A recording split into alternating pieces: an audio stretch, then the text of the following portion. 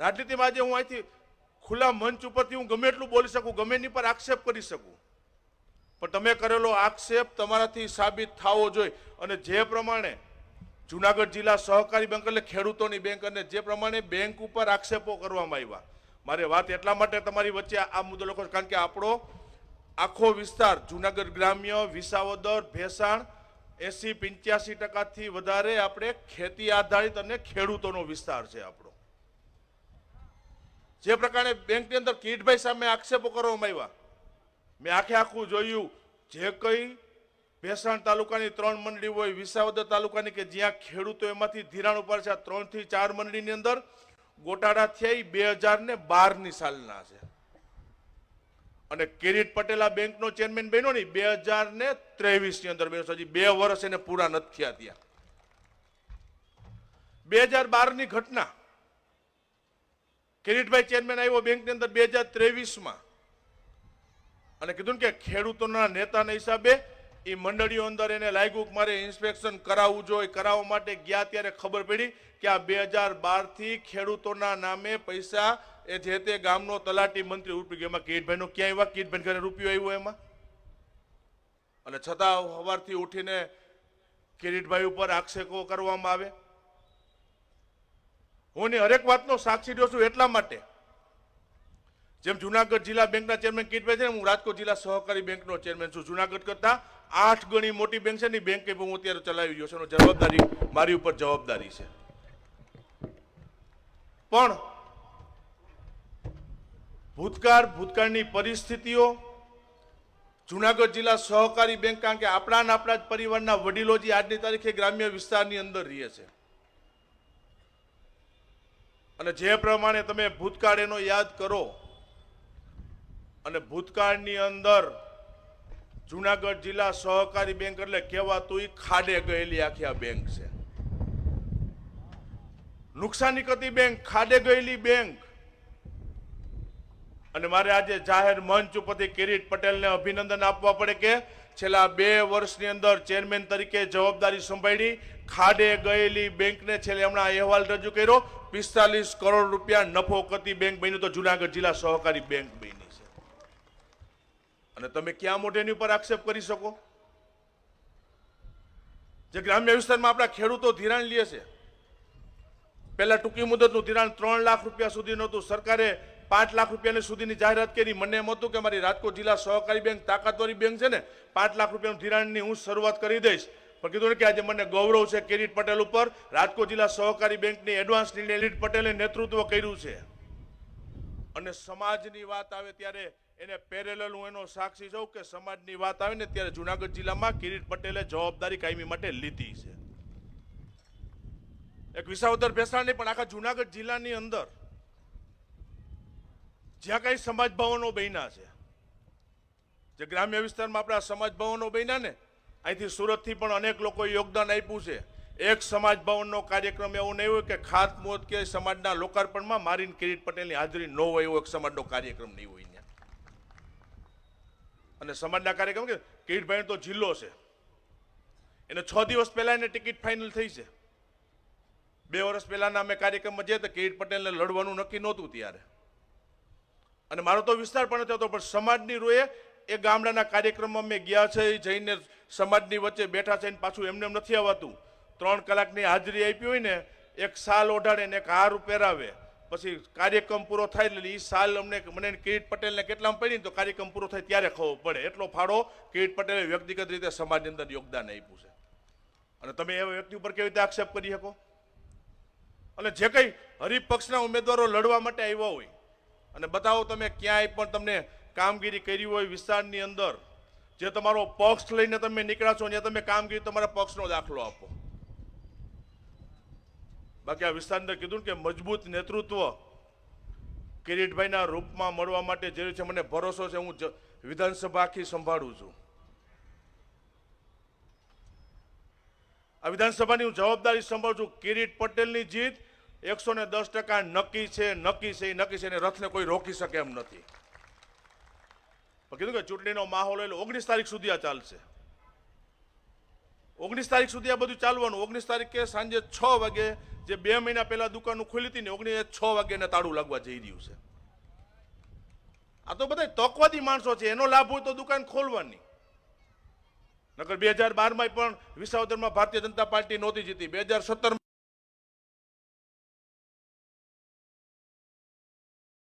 નથી જીતી. 2022માં નથી જીતી. પણ ભારતીય જનતા પાર્ટીની દુકાન ક્યારેય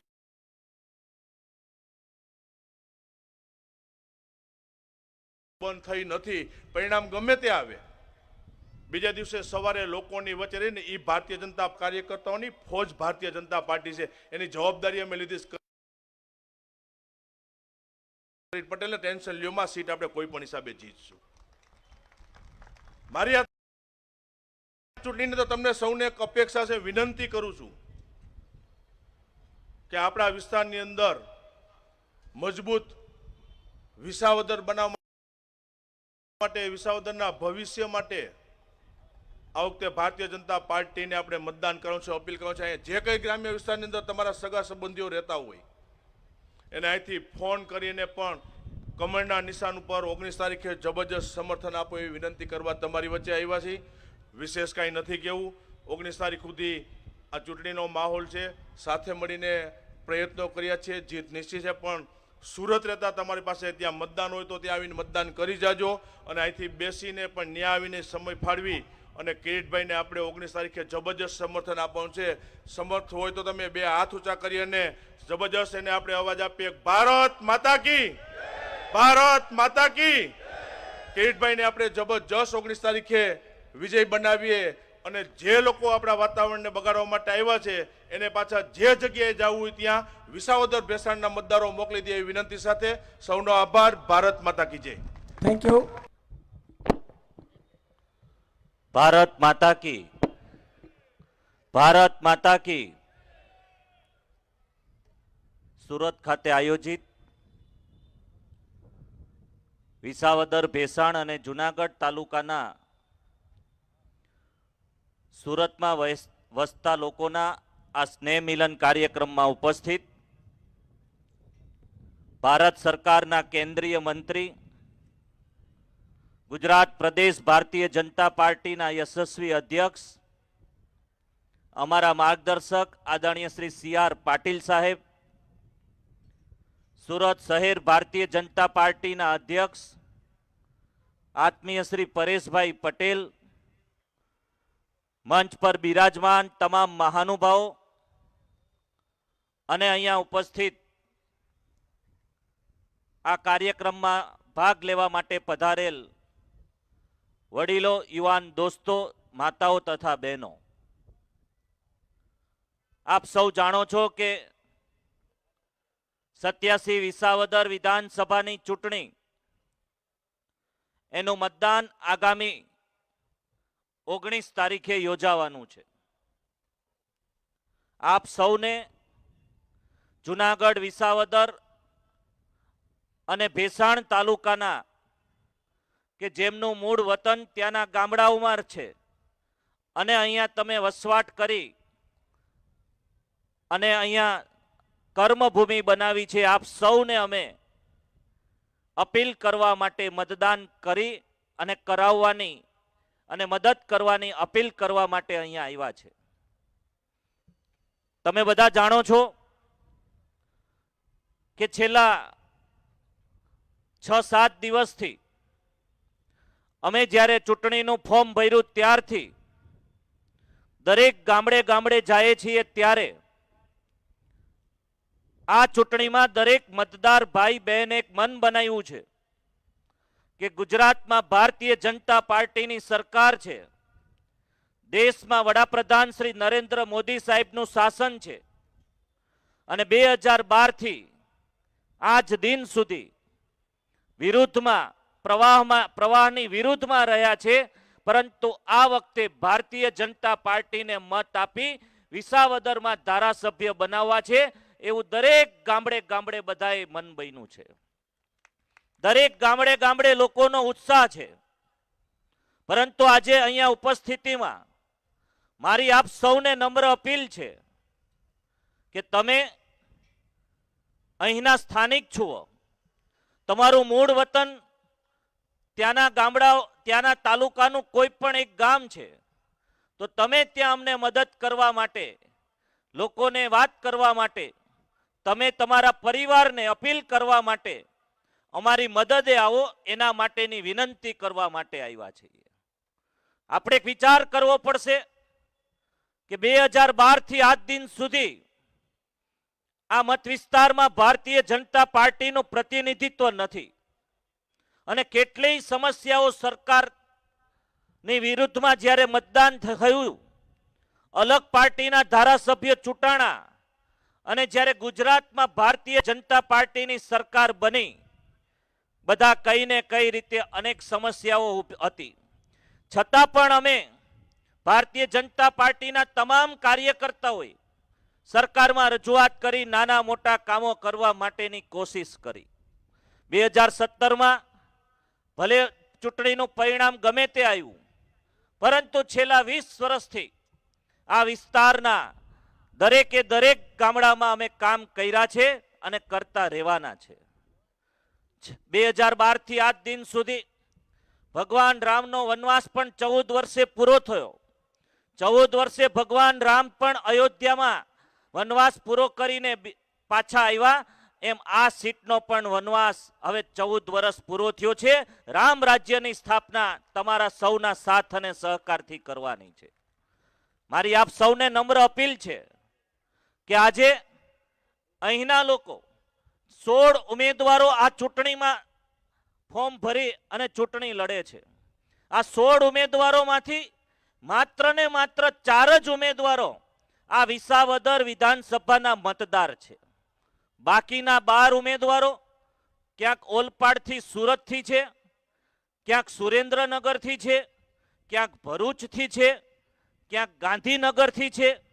આ બધાએ એવું સમજ્યું છે કે આ વિસાવદર એક એવી સીટ છે કે ગમે ત્યાં આપણે જઈએ, ખોટું બોલીએ, ખોટા આશ્વાસન આપીએ અને મતદારને ભોળવી અને આપણે મત લઈ લઈએ, આવી માનસિકતાથી આ લોકોએ ફોર્મ ભર્યું છે. મારી આપ સૌને નમ્ર અપીલ છે કે હવે માત્ર 2.5 વર્ષનો સમયગાળો છે અને ઓપરેશન સિંદૂર પછી માનનીય વડાપ્રધાન શ્રીના નેતૃત્વમાં જે કામગીરી થઈ રહી છે, ત્યાર પછી ગુજરાતની પ્રથમ પેટા ચૂંટણી છે. તમે બધા ત્યાં આવી દરેક ગામે ગામ જ્યાં જ્યાં તમારું વતન હોય એ દરેક ગામમાંથી ભારતીય જનતા પાર્ટીને મત મળે અને આપણે આપણા પ્રદેશ અધ્યક્ષ અને માનનીય વડાપ્રધાન શ્રીને એક સંદેશો આ વખતે આપીએ કે અમે ભલે ગામડામાં રહીએ છીએ, પરંતુ વિસાવદર મત વિસ્તાર આજે ભારતીય જનતા પાર્ટી સાથે છે. એનો સંદેશો આપવા માટે આપ સૌની મદદ માંગવા માટે હું આવ્યો છું. અમે ઘણા બધા કામો કર્યા છે, સરકારમાં નાના મોટા પ્રશ્નોની રજૂઆત કરી અને વિકાસના જે કંઈ પણ કામો હતા એ કરવાની કોશિશ કરી છે. પરંતુ છેલ્લા 2 મહિનાથી રોજ રોજ નવી નવી વાતો સોશિયલ મીડિયામાં અપપ્રચાર કરી અને ત્યાંના લોકોને ગુમરાહ કરવામાં આવી રહ્યા છે. આનો જવાબ તમે આપી શકો, તમે ત્યાં આવીને સાચી વાત પણ સમજાવી શકો અને સારું પરિણામ પણ મેળવી શકીએ. અમે અને જયેશભાઈને પણ આ સીટના ત્યાં પ્રભારી બનાવવામાં આવ્યા છે. પ્રફુલભાઈ પાનસેરિયા સાહેબ પણ ત્યાં હમણાં ઘણા દિવસથી ત્યાં રોકાયા છે. આપ સૌનો સાથ અને સહકાર માંગવા માટે આજે અમે અહીંયા પધાર્યા છે. અહીંયા ઉપસ્થિત વિસાવદર વિધાનસભાના લગભગ 157 ગામમાંથી જ્યાં સુધી મને માહિતી છે ત્યાં સુધી લગભગ 102 જેટલા ગામના લોકો અહીંયા ઉપસ્થિત થયા છે. તો આપ સૌ આપણા ગામમાં આવી તમે ભારતીય જનતા પાર્ટી માટે કમસે કમ 6 દિવસ આપો અને એક આપણે સંદેશો આ વખતે આપીએ કે દર વખતે આ વખતે આપણે પણ વિકાસની દિશામાં વિસાવદરને લઈ જવાનું છે. અને મારા વતી તમે ત્યાં આવી અને મતદાર ભાઈઓને ભરોસો આપશો કે 2.5 વર્ષની અંદર હું ચૂંટાઈશ તો એવું કોઈ કામ નહીં થાય કે જેથી મતદાર ભાઈ બહેનનું માથું નીચું ઝૂકી જાય. એવું કોઈ કામ અમારા દ્વારા કરવામાં નહીં આવે. દરેક કામો જે આપણા પેન્ડિંગ છે એને યોગ્ય જગ્યાએ રજૂઆત કરી અને સારામાં સારા જે કંઈ પણ કામો ખેતીલક્ષી છે, કૃષિલક્ષી છે, આ બધા કામો સારામાં સારી રીતે થાય એના માટે અમે પ્રયત્ન કરશું. મારી આપ સૌને ફરીથી નમ્ર વિનંતી છે કે આપ આ જે ખોટી રીતે ભ્રામક પ્રચાર ત્યાં કરે છે, ઘણા લોકો બહારથી ત્યાં ભરૂચથી હોય કે સુરેન્દ્રનગરથી હોય કે બોટાદથી હોય, આ બધા લોકો ત્યાં આવી અને ખોટી સવારમાં ઉઠી અને ખોટી વાતો ત્યાં ભ્રામક પ્રચાર કરાવી રહ્યા છે. આ લોકોને મુંહ તોડ જવાબ આપવા માટે આજે અમે આપ સૌ સમક્ષ એવી અપીલ કરવા માટે આવ્યા છે કે તમે તમારા ગામની જવાબદારી લો, કારણ કે તમારું પણ ત્યાં ક્યાંક ને ક્યાંક યોગદાન છે. અમે જે રીતે હમણાં વાત કરી કે આ વિસ્તારમાં જ્યારે સમાજના કોઈ નિર્માણ થયા હોય, કોઈ પણ જ્ઞાતિના કોઈ પણ કાર્યક્રમ હોય તો અમે એમાં સાથ અને સહકાર આપ્યો છે. તમારા મૂળ વતનનું જે ગામ છે, કારણ કે તહેવારોમાં તમે ત્યાં આવતા હોય, તમારું પણ ત્યાં યોગદાન છે અને એટલા માટે તમે પણ અમારા વતી ત્યાં આવી અને ભારતીય જનતા પાર્ટીના દરેક બૂથ ઉપર મજબૂતાઈથી ભારતીય જનતા પાર્ટીને સમર્થન મળે એની આપ સૌ કોશિશ કરી અને અમારા માટે ભારતીય જનતા પાર્ટી માટે આપ થોડા દિવસ માટે આપણા વતનમાં આવી અને મહેનત કરો અને જીતાડો. ભારતીય જનતા પાર્ટીનો ઉમેદવાર રૂપી મને અહીંયા ભારતીય જનતા પાર્ટીની જીત થાય એના માટેની અમે સૌ આપને મદદ માટે અપીલ કરીએ છીએ. આપ સૌ આટલી મોટી સંખ્યામાં અહીંયા ઉપસ્થિત રહ્યા.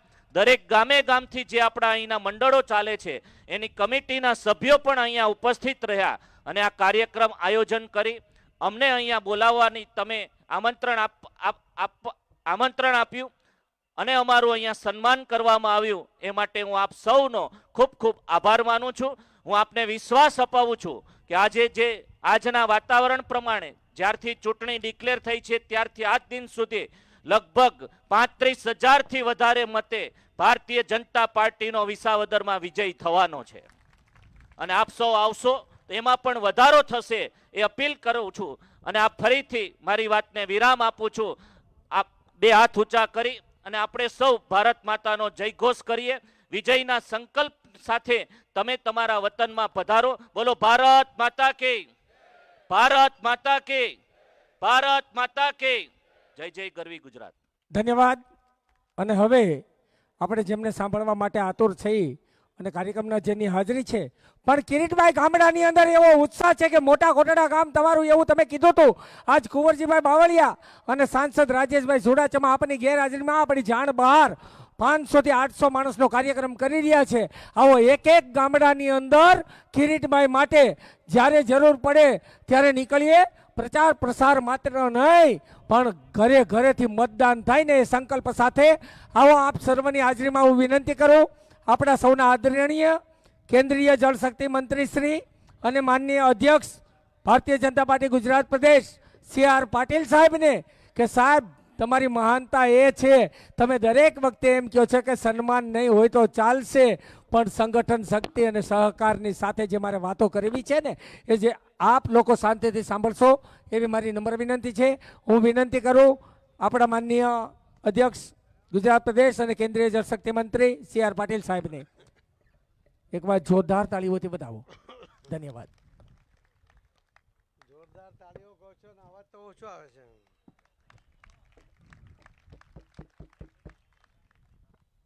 બધા આપણે બંને હાથ એક સાથે ઊંચા કરશો. અવાજ આવે છે કે ભાઈ? બંને હાથ સાથે ઊંચા કરીને કહીશું ભારત માતા કી. અવાજ વિસાવદર સુધી લઈ જવાનો છે. ભારત માતા કી. વંદે વંદે. વિસાવદર અને બેસાડના પેટા ઇલેક્શન માટે ઉમેદવારના સમર્થન માટે આટલી મોટી સંખ્યામાં સૌ આગેવાનો ભેગા થયા છે એવા કાર્યક્રમમાં આપણી વચ્ચે ઉપસ્થિત વિસાવદર બેસાડના ભારતીય જનતા પાર્ટીના ઉમેદવાર શ્રી કિરીટભાઈ પટેલ, પૂર્વ કેબિનેટ મંત્રી અને ધારાસભ્ય શ્રી જયેશભાઈ રાદડિયા, ગુજરાત સરકારના મંત્રી અને સુરતના ધારાસભ્ય ઓલપાડના શ્રી મુકેશભાઈ પટેલ, રાજ્ય સરકારના મંત્રી અને કામરેજના ધારાસભ્ય શ્રી પ્રફુલભાઈ પાનસેરિયા, સુરત શહેર ભારતીય જનતા પાર્ટીના મેયર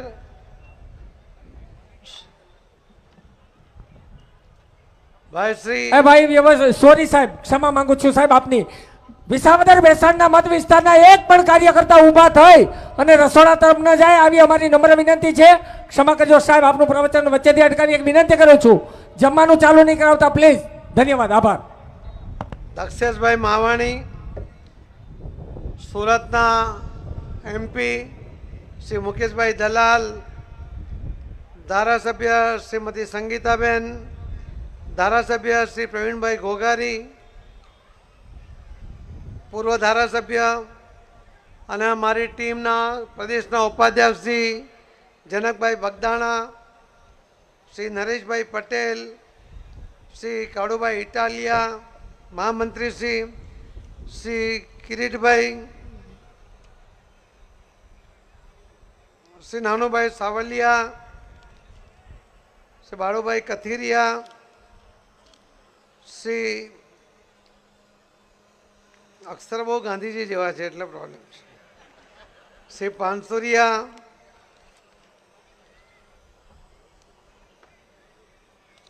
શ્રી હર્ષદભાઈ રીબડિયા, ડાયસ પર બેઠેલા સૌ આગેવાનો શ્રી કરશનભાઈ ગોંડલિયા, શ્રી કિશોરભાઈ બિંદાલ, નામી અનામી સૌ આગેવાનો અને વિશાળ સંખ્યામાં અહીં ઉપસ્થિત ભારતીય જનતા પાર્ટીના સમર્થક, વિસાવદર અને ભેસાણની સીટને આ વખતે જીતીને ભારતીય જનતા પાર્ટીના ખોળામાં નાખવાની છે એના માટે કટિબદ્ધ એવા સૌ આગેવાન ભાઈઓ અને બહેનો, આપ સૌને વંદન, આપ સૌને પ્રણામ કરું છું. મિત્રો, 2022ના ઇલેક્શનની અંદર 182 માંથી 156 સીટ જીત્યા હતા. તમારા સાથથી જ જીત્યા છે ભાઈ, તમે તાળી તો પાડો. તમારા મદદ વગર શક્ય જ નહોતું. અને આજે જ્યારે વિધાનસભાની અંદર 161 સીટ છે એને 163 કરવાની છે, એમાં તમારા બધાનો સાથ માંગવા માટે આવ્યો છું. આપણને ખબર છે કે 2 મહિનાથી એક ઉમેદવાર એ ભારતીય જનતા પાર્ટી માટે અપપ્રચાર કરી રહ્યો છે. ઉમેદવાર ત્યારે નક્કી જ નહોતા, પરંતુ એક એક શબ્દ, એક એક વાક્ય તમે જુઓ, તેમાં ભારતીય જનતા પાર્ટી અને એના કાર્યકર્તાઓ માટે ઘસાતો એક પણ શબ્દ બોલવાનો એમણે બાકી નથી રાખ્યો. એમના એક નેતા દિલ્હીથી આવ્યા હતા, ગુજરાતના 2022ના ઇલેક્શન વખતે આવ્યા ત્યારે પણ કહેતા હતા કે લખી લો, અમારી સરકાર બનવાની છે. 182 સીટ ઉપર ઉમેદવાર ઉભા રાખ્યા, 136 સીટ ઉપર એની ડિપોઝિટ જમા થઈ ગઈ. એવા નેતા હવે ગુજરાતમાં ફરી જીતવા માટે આવ્યા છે. યમુનામાં અને તાપીમાં ઘણું બધું પાણી ત્યાર પછી વહી ગયું. લોકસભામાં પણ ગુજરાતમાં કોઈ ખાતું એમનું ખુલ્યું નહીં. દિલ્હીની જે એક સરકાર ચલાવતા હતા એ દિલ્હીના લોકો એમને ઓળખીને એમને પોતાને પણ હરાવી દીધા. એવા એ નેતા કે જેના માટે મારે કોઈ શબ્દ પ્રયોગ કરવો નથી, જેનું નામ પણ બોલવા માટે હું તૈયાર નથી, એ હવે ચેલેન્જ કરે છે તમને કે વિસાવદર જીતીને બતાવો. આ ચેલેન્જ તમારા માટે છે. ભારતીય જનતા પાર્ટીનો એક એક સમર્થક, એક એક કાર્યકર્તા, એક એક આગેવાન, અને હું તો વિશ્વાસ સાથે કહું છું, હું તો ડંકાની ચોટ ઉપર કહું છું કે ગુજરાતમાં ભારતીય જનતા પાર્ટીનો જે વિકાસ થયો, જે રીતે ભારતીય જનતા પાર્ટી આગળ વધી, એમાં સૌરાષ્ટ્રના સુરતમાં રહેતા ભાઈ બહેનોનો ખૂબ મોટો ફાળો છે. તમારા કારણે જ સૌરાષ્ટ્રના એક એક ગામ સુધી તમે ભારતીય જનતા પાર્ટીને એક એક ઘર સુધી લઈ ગયા. અને એના કારણે જ્યારે આપણે ક્યારેય સરકાર બનાવી શકતા નહોતા, હવે ભારતીય જનતા પાર્ટી 30 વર્ષથી એક ધારું શાસન જે ગુજરાતમાં કરે છે એનો સૌથી મોટો જસ જો કોઈને જાય છે તો એ આપ સૌને જાય છે. મિત્રો, એના માટે આપનો આભાર પણ છે, આપ સૌને અભિનંદન પણ છે.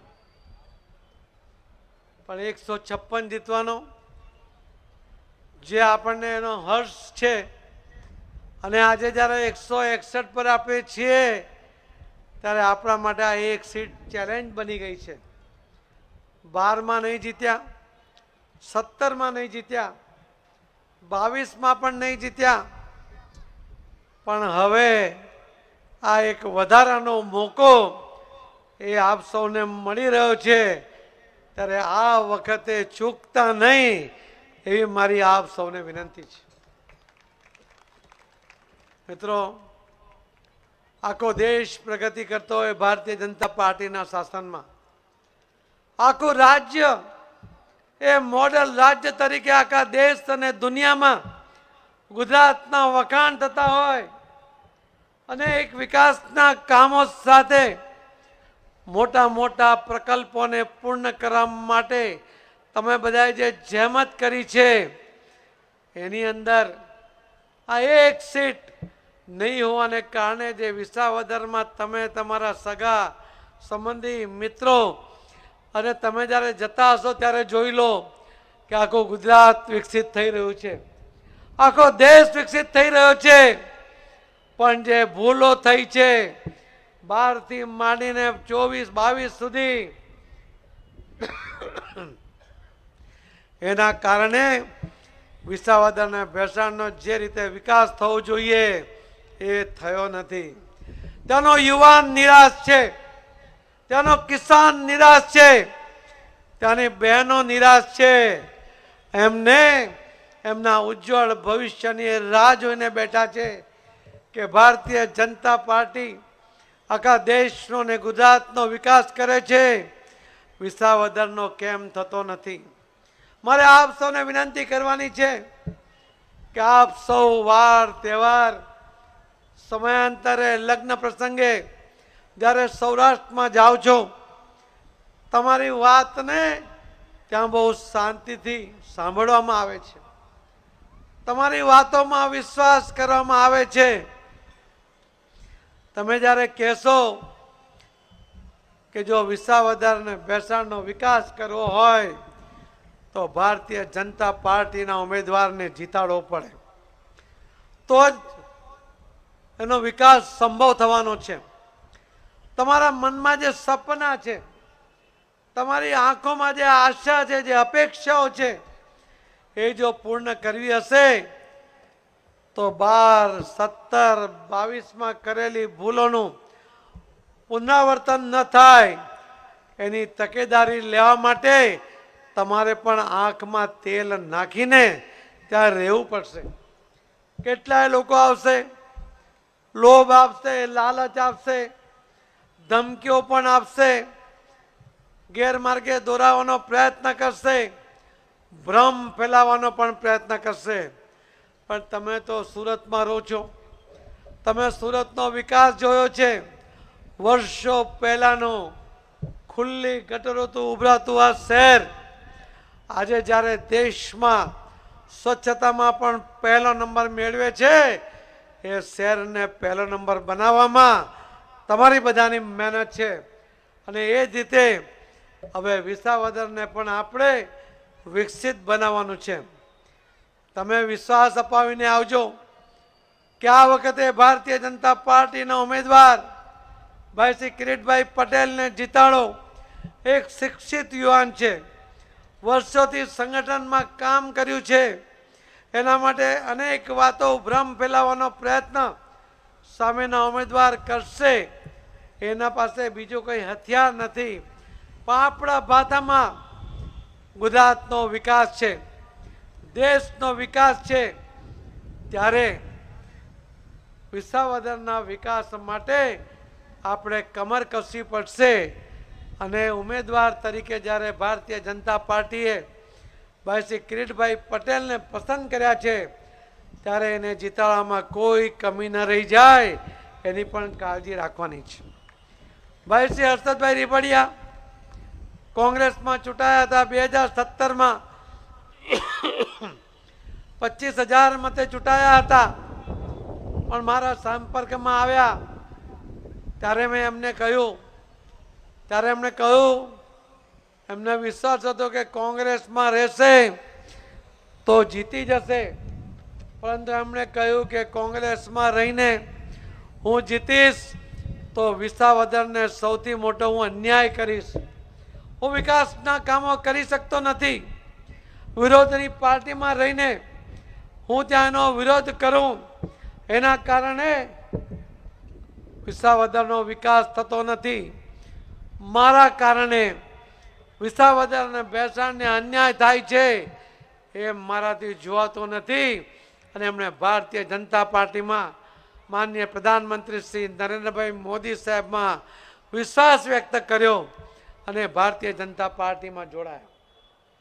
હારી ગયા, 7,000 મત માટે હારી ગયા. પરંતુ એક પણ દિવસ એમણે પાર્ટી છોડવાનો વિચાર નથી કર્યો.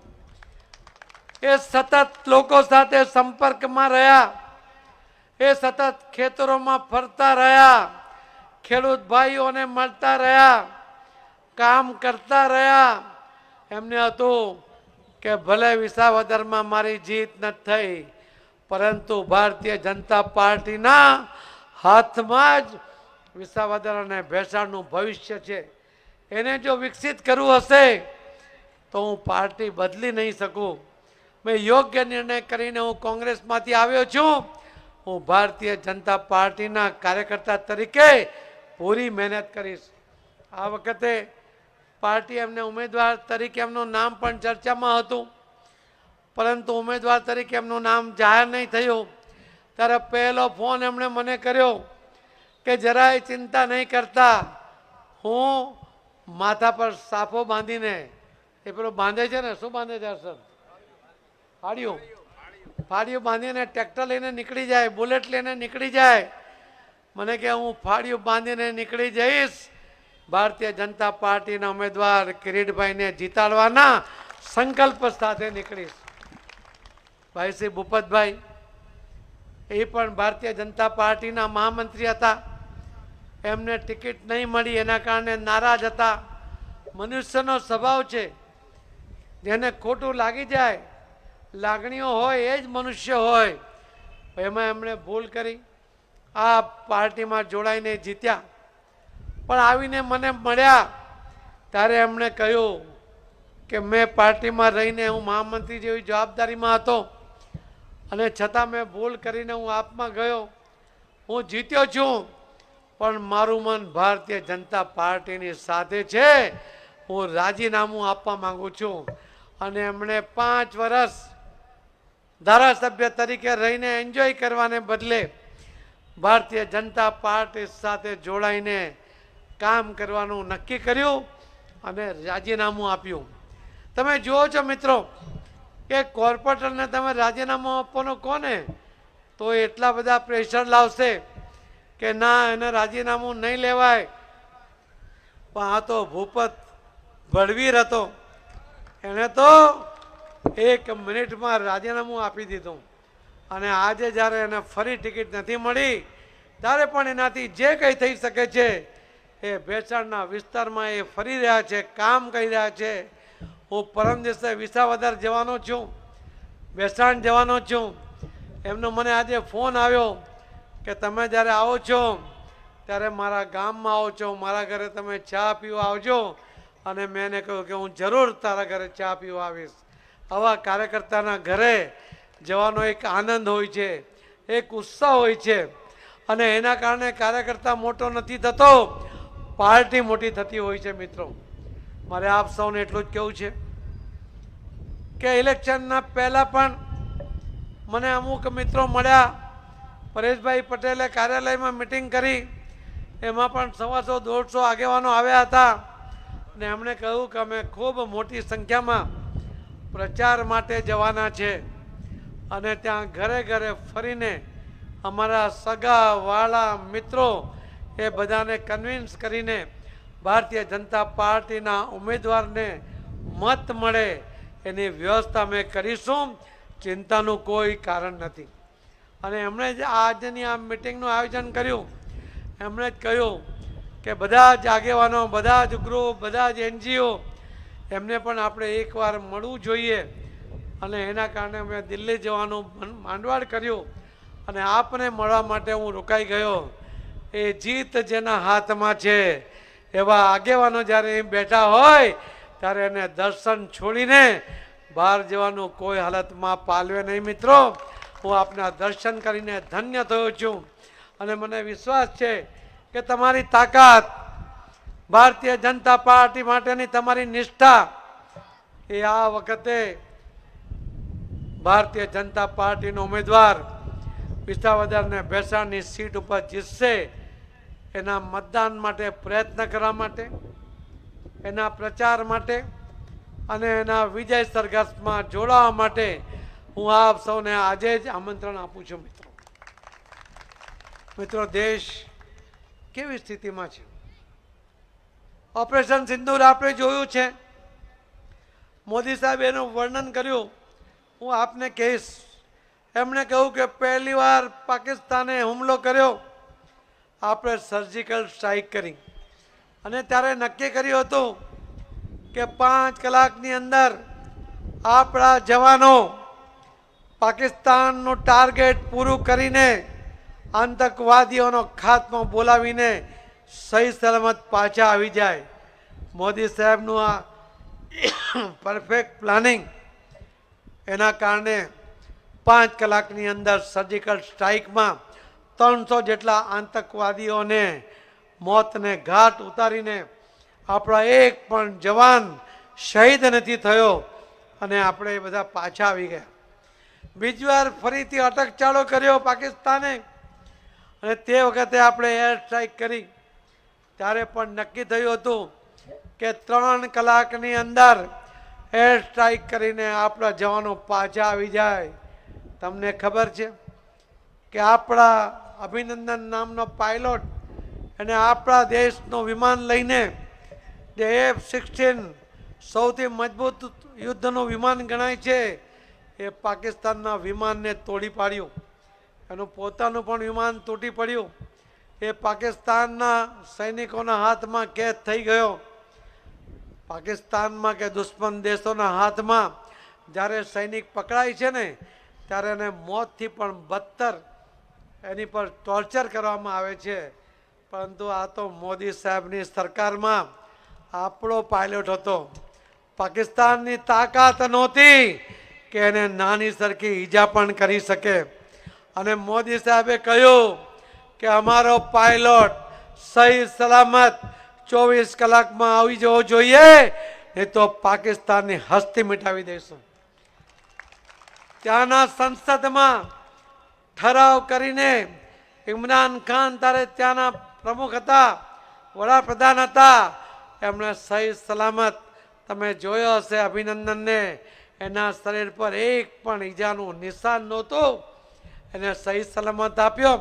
આખા દુનિયામાં જેટલા પણ યુદ્ધ થયા છે એમાં પહેલી વાર દુશ્મન દેશના હાથમાં પકડાયેલા આવા કોઈ પાયલોટને સહી સલામત 24 કલાકમાં પાછો આપવો પડે, એ મોદી સાહેબની સરકાર છે, એ ભારત છે, આ નવું ભારત છે મિત્રો. અને ત્રીજી વાર પહેલગામમાં એટેક થયો, આપણે બહેનોના સિંદૂરને ભૂસવાનો પ્રયત્ન થયો અને એનો કડક જવાબ મળ્યો. મોદી સાહેબે પહેલા 5 કલાક, બીજી વાર 3 કલાક અને ત્રીજી વાર ફક્ત 30 મિનિટની અંદર આ ઓપરેશન પાર પાડવાનું નક્કી કર્યું. મિસાઇલથી હુમલો કર્યો અને 23 કલાકની અંદર આપણા બધા જ સૈનિકો અને વિમાનો સહી સલામત પાછા આવી ગયા. પાકિસ્તાન ઉઠીને આંખ ચોળે એના પહેલા એનો ખાત્મો કરી નાખ્યો. 100 થી વધુ આતંકીઓને ત્યાંને ત્યાં ઢેર કરી નાખવામાં આવ્યા. બીજા દિવસે ધમકીઓ મળી કે રાત્રે 1 વાગે મોટો હુમલો કરીશું. આ તો ભારત છે, નવું ભારત છે, એને કોઈ લલકારી ના શકે. અને એના વડાપ્રધાન તો નરેન્દ્ર મોદી છે, ત્યારે તો કોઈએ વિચાર પણ નહીં કરવો જોઈએ. આજે આપણા દેશની અપેક્ષા હતી કે બદલો લેવાવો જોઈએ. આના કરતાં પણ મોટા એટેક થયા ત્યારે પણ આપણા દેશમાં કોઈએ વિચાર નથી કર્યો કે આનો બદલો લેવાય. પણ મોદીના નેતૃત્વમાં મોદી હે તો મુમકિન હે એને સાચું પાડવા માટે લોકોની અપેક્ષાઓ હતી, લોકોનો વિશ્વાસ હતો. અને 23 મિનિટની અંદર આખું ઓપરેશન સિંદૂર એ સફળતાપૂર્વક પાર પાડીને આપણા પાયલોટ પાછા આવી ગયા. જ્યારે બીજા દિવસે ધમકી મળી ત્યારે મોદી સાહેબે એમ કહ્યું હતું કે પાકિસ્તાન જો ભારત પર હુમલો કરશે તો એનો જવાબ, ગોળીનો જવાબ ગોળાથી મળશે. પાકિસ્તાને વિચારી લેવું છે કે કાલે આ નકશા પર પાકિસ્તાન હશે કે નહીં હશે, એને નક્કી કરવાનું છે. પાકિસ્તાનની હિંમત નથી થઈ અને છતાં મોદી સાહેબે સવારે એટેક કરીને 6 જેટલા એરબેઝ એને નકામા કરી નાખ્યા. એના અનેક વિમાનો એને નકામા કરી નાખ્યા. એ ભારતીય જનતા પાર્ટીના આપણા વડાપ્રધાન, એનડીએના વડાપ્રધાન, ભારતના વડાપ્રધાન મોદી સાહેબે જે જવાબ આપ્યો છે, આ દિન સુધીની કોંગ્રેસની સરકારે ક્યારે આવો જવાબ આપ્યો નથી. એ આપવાની એની કોઈ કલ્પના પણ નથી, એની કોઈ તાકાત પણ નથી.